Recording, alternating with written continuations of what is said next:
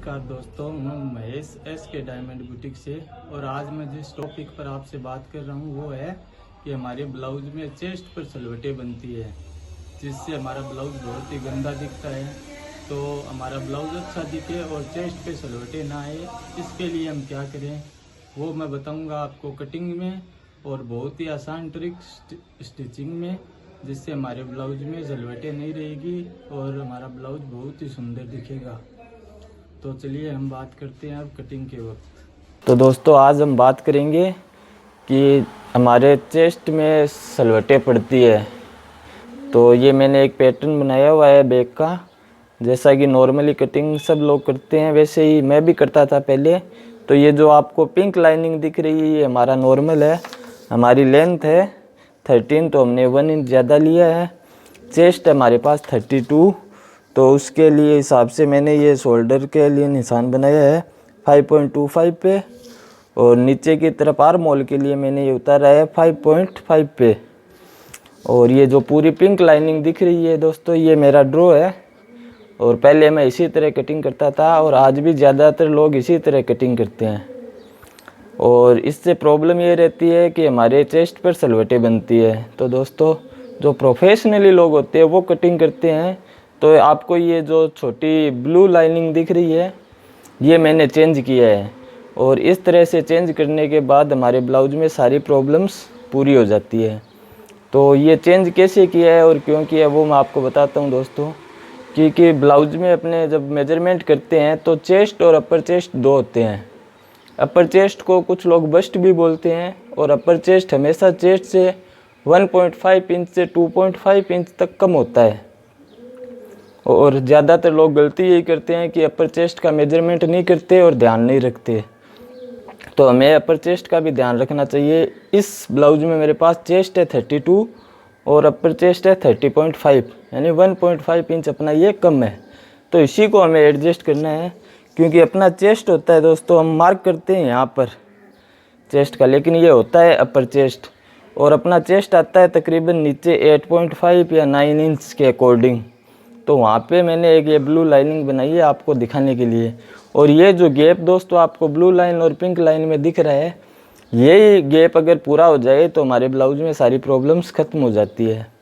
तो ये pink line पे देखिए दोस्तों 32 का 4 इंच लूज रखने के बाद 36 होता है, तो उसका होता है 9/4। तो ये मैंने पिंक लाइनिंग की है। और 35 का में अगर हम 3.5 इंच लूज रखें तो होता है 34, उसका 1/4 होता है 8.5।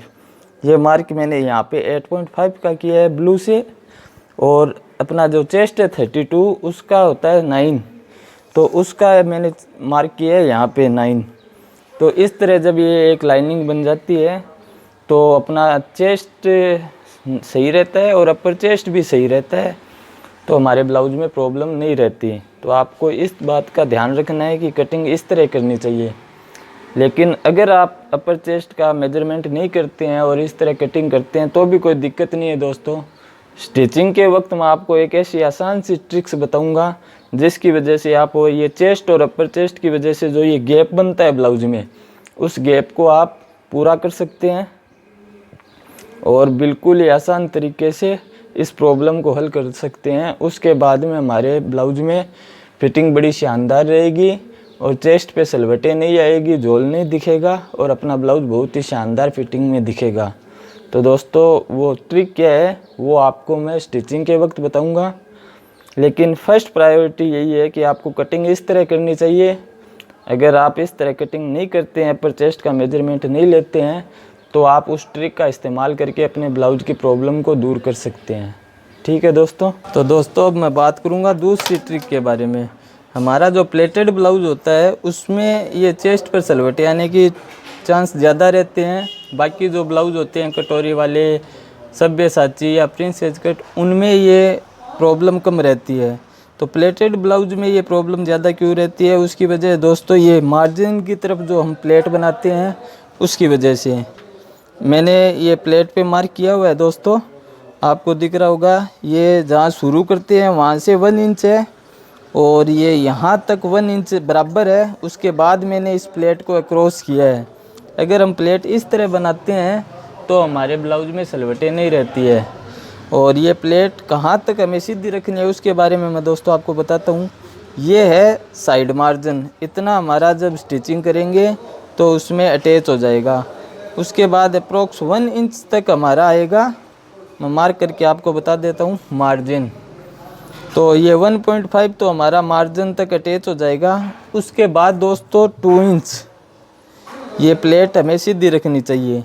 चेस्ट हो कितना भी भले ही हमारी प्लेट लंबी हो या थोड़ी चेस्ट कम है तो थोड़ी छोटी हो जाती है प्लेट, लेकिन ये यहाँ से पूरा 3.5 इंच तक हमारी प्लेट स्ट्रेट बिल्कुल सीधी रहनी चाहिए। उसके बाद हम उसको अक्रॉस कर देते हैं तो हमारे ब्लाउज में किसी तरह की ये चेस्ट पर सलवटें आने की प्रॉब्लम नहीं रहती है।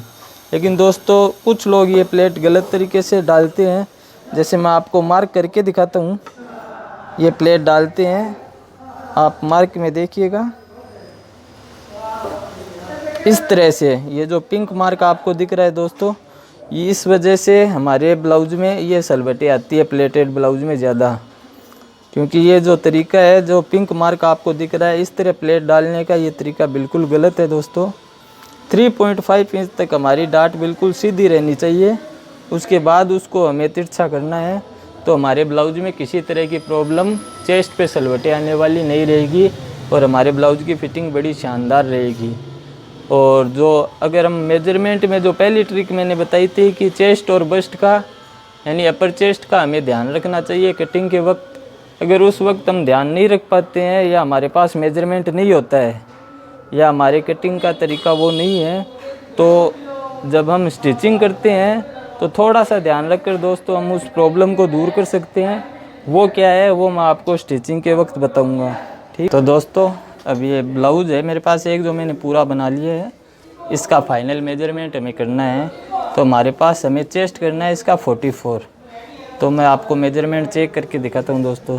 जैसा कि नॉर्मली हम मेजरमेंट चेक करते हैं यहाँ से इस तरह से। ये देखिए दोस्तों मैं आपको बताता हूँ, ये हमारी स्लीव स्टार्ट होती है यहाँ से और ये मैं मार्क कर देता हूँ एक। यहाँ पे हम मेजरमेंट चेक करते हैं, मेजरमेंट कभी यहाँ पे चेक नहीं होता है, ठीक है। और सभी ऐसे ही मेजरमेंट चेक करते हैं। ये आ रहा है 12 और इसी तरफ भी ऐसा ही होता है, बिल्कुल स्ट्रेट चेक करेंगे तो ये आ रहा है 35 और ये आ रहा है अपना 48। तो हमें 4 इंच मार्जिन आ रहा है अपना चेस्ट पे। तो दोस्तों अपना मार्जिन मैंने मार्क करके दिखाया। हम मेजरमेंट चेक करते हैं वो इतना नीचे करते हैं और जब हम मार्किंग करते हैं तो यहाँ पे करते हैं मेजरमेंट की। तो यही जो डिफरेंस होता है। और कुछ लोग दोस्तों मेजरमेंट इस तरह भी चेक करते हैं, ये भी सही तरीका है। जहाँ अपनी डार्ट पॉइंट ख़त्म होता है वहाँ से मेजरमेंट चेक करते हैं इस तरह से, वो भी मैं आपको दिखा देता हूँ दोस्तों। जो आ रहा है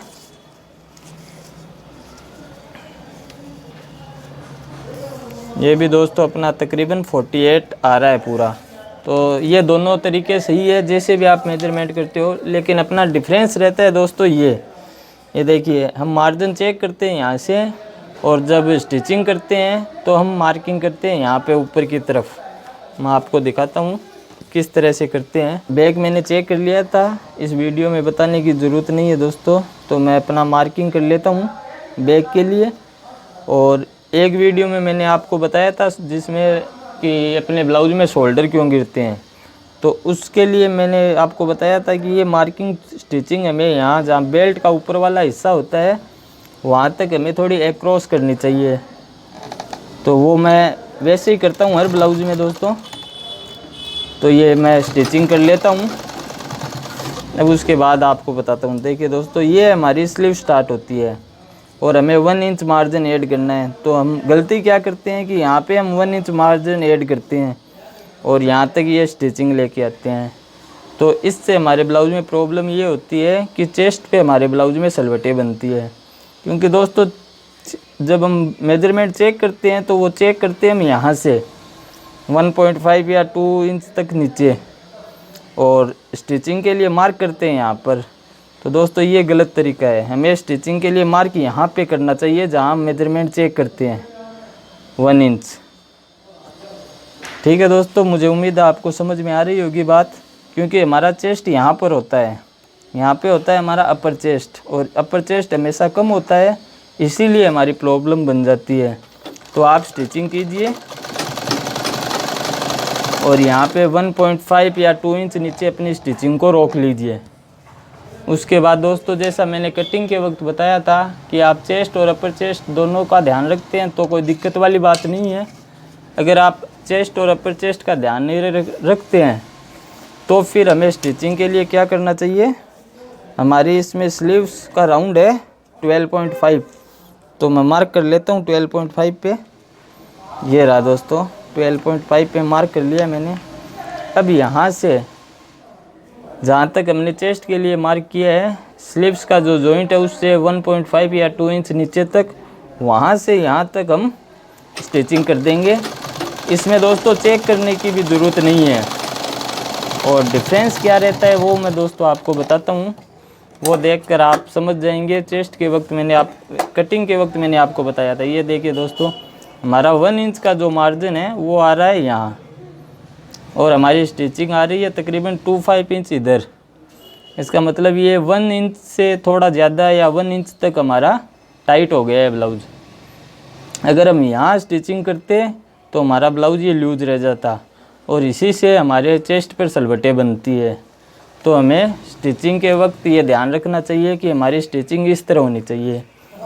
चेस्ट का मेजरमेंट कीजिए आप नीचे, 1 ये आ रहा है तकरीबन 2 इंच नीचे, 2 इंच या 1.5 तक भी आप रखेंगे अपना मार्जिन, यहाँ पे स्टिचिंग करेंगे तो भी चलेगा दोस्तों, लेकिन यहाँ तक नहीं आना चाहिए। अगर यहाँ आएगा तो फिर ये प्रॉब्लम हमारे ब्लाउज में बनी रहेगी। तो दोस्तों, मैं उम्मीद करता हूँ आपको हमारा वीडियो अच्छा लगा होगा, और मेरे द्वारा बताई गई बिल्कुल आसान एकदम इजी ट्रिक्स आपको बहुत पसंद आएगी। आप अपने ब्लाउज में ट्राई करना और आपके ब्लाउज में ये सारी प्रॉब्लम्स खत्म हो जाएगी। फिर भी अगर आपको कोई समस्या लगे तो आप मुझे कमेंट बॉक्स में पूछ सकते हैं, और हमारा वीडियो अच्छा लगा हो तो लाइक करें, कमेंट करें और सब्सक्राइब ज़रूर करें। धन्यवाद।